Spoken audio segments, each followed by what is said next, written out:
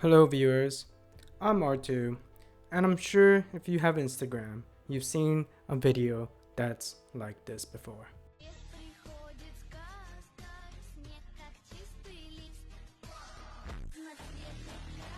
Seeing this post made me realize that the internet is not the same as it was 10 years ago, or even 5 years ago.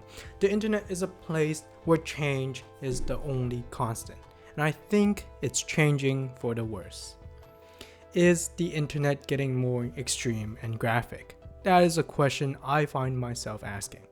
Maybe you think I'm just a snowflake and that my feelings are hurt and getting offended for no reason, and that facts don't care about my feelings. Well, research done by the nonprofit organization Medias Matters for America indicated that YouTube's recommendation algorithm often leads users to increasingly extreme content. So I know that this is not just an issue for me. This is a problem for a lot of people, and I think we need to talk about it. Regardless of those studies, based on what I see on platforms I use, like Instagram, posts that are more toxic, more angering, and more triggering get a lot more likes and attention compared to normal Instagram content.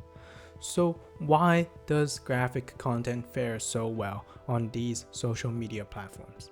One answer could be the algorithms that often prioritize content generating strong emotions, which can contribute to the spread of alienating and inflammatory material. Essentially, the more triggered you get from these posts, the more likely you are to stay on the platform and interact with posts through likes and comments, which in turn generates revenue for the social media company. One might say, Artie, this is your algorithm, so what you see on your feed is your own creation. And this idea has spread among young people like myself, with comments under strange and interesting Instagram reels saying, mythical reel poll, or I built this feed brick by brick. So what does that really mean? It implies that the horrendous posts that shows up in your feed are your own fault for interacting with similar content. For example, if you like one car crash reel, you'll get 15 more car crashes. People don't think these posts are being pushed by the algorithm to keep them on the platforms. They instead blame themselves. While there is some truth to this, a bigger part is that these posts are being pushed further by the algorithm, which means that as these posts get more and more popular, it is more and more likely for younger audiences to see and interact with these posts. Are younger people just growing a thicker skin, or are we exposing graphic content to young children on common social media platforms like Instagram? I won't even touch on Twitter because personally I don't use it and Twitter itself is a shithole. So, what are the consequences of showing such graphic and sometimes violent content to young children? I've noticed our reactions to these content change over time. In the good old days, I'd occasionally find a random live leak post that would scar me as a child, or Google 2 girls 1 cup because my friends told me so.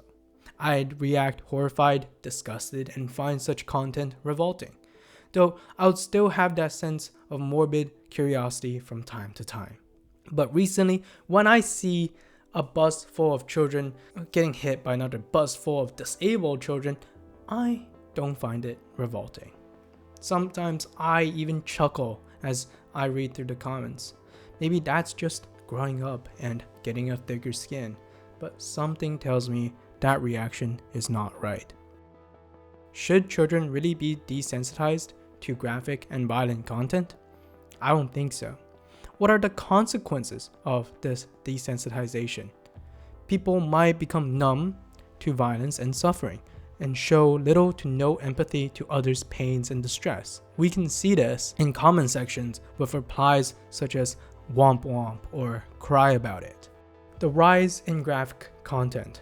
The Internet Watch Foundation has reported a 77% increase in reports of online child sexual abuse material in 2020 compared to the previous year. Another study published in the Journal of Cyberpsychology, Behavior, and Social Networking found that exposure to violent content was associated with increased aggressive behaviors among adolescents. It's not just the presence of graphic content on Instagram that is an issue.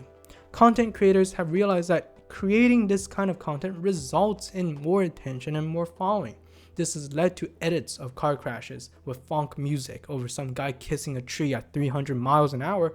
This shows little to no empathy towards the victim. Comments like "imagine you die" and show up on Instagram reels reflect this pattern, with people being often apathetic or even making fun of the victims within the comments. The average Instagram troll might rush to the comments and say "womp womp" and claim it's just a joke. But what kind of joke is that? These content creators are profiting off innocent people who have been severely injured or killed. Imagine your wife and kids died in an accident, and 3 weeks later, you see that same crash on Instagram again, but this time with Looney Tunes crashing sounds over it.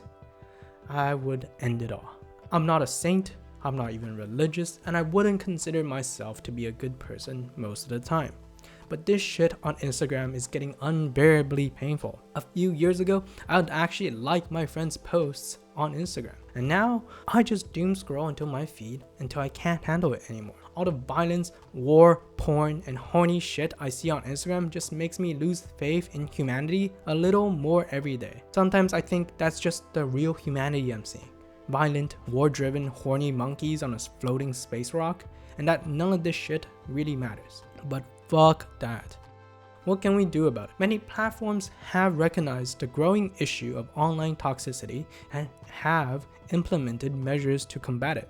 These include improved moderations, stricter community guidelines, and the development of AI tools to detect and remove harmful content. But do Instagram or other social media platforms really want to do that? Are they really struggling to remove these posts? I don't think so. Look at Kick, for example. That piss pit of a platform is like Instagram but worse, with pirating movies and streaming actual fucking crime. They would moderate their platform to keep such content away from the top of their page, but they don't. This suggests that social media companies want more of these contents to be posted and shown. The Wall Street Journal's 2021 investigation to Facebook's algorithms have found that the platform's algorithm promoted more extreme and divisive content because it generated higher engagement. This creates an environment where social media platforms are not only desensitizing people to graphic content, but also incentivizing content creators to post more extreme videos to get views. Some content creators might even stream themselves breaking the law to just get attention, and those streams will be successful because people will want to watch them. And the platform wants this content to do well as well, pushing it further with their algorithm. This creates a feedback loop. As more graphic content gets pushed, the people will eventually get bored of it, leading to more extreme content to maintain attention. So, what's the solution? Can there even be one? Removing all graphic content from the internet is damn near impossible, and I don't want that. I'd just complain more if the internet become heavily censored. The problem is the algorithm that these social media platforms have created. They promote negative content for the sake of engagement. I believe the algorithm itself needs to be fixed.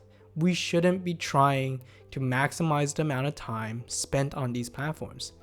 Algorithms should prioritize content that promotes healthy discussions, educational materials, and positive interactions. This isn't to say that controversial topics or difficult discussions should be suppressed, but there should be a balance that doesn't prioritize shock value over substance. But I can't change the algorithm by myself, so a better way is to teach media literacy in school for children. It's nearly impossible to avoid graphic content.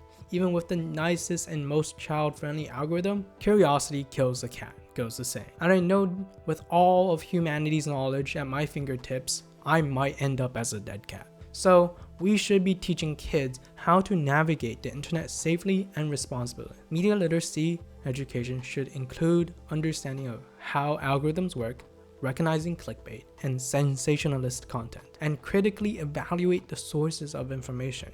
By empowering young people with these skills, they can make more informed choices about the content they consume and share. This education should start early and be reinforced throughout their schooling to ensure they are equipped to handle the complexity of the digital world.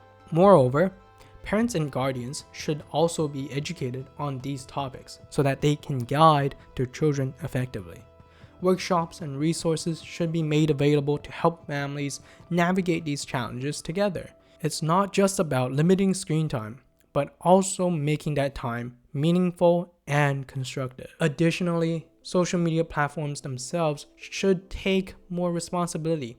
They need to be transparent about how their algorithms work and provide users with more controls over what they can see in their feed. Features like customizable algorithms, where the users can choose to see more contents from friends and less from sensationalist pages, could be a step in the right direction. Furthermore, regulatory bodies could play a role in overseeing these platforms. Just as there are regulations for broadcast media, there could be standards for social medias to ensure they don't exploit users' emotions for profit. This would require a collaborative effort between governments, tech companies, and civil society to develop and enforce these standards. In summary, while the algorithms needs fixing, the broader solution lies in education and accountability. By teaching media literacy, providing better parental guidance, ensuring platform transparency, and implementing regulatory standards, we can create a healthier digital environment. It's about finding a balance where the internet remains a place for free expression and information sharing without being dominated by harmful content. Thank you for watching. I'm R2. See you next time.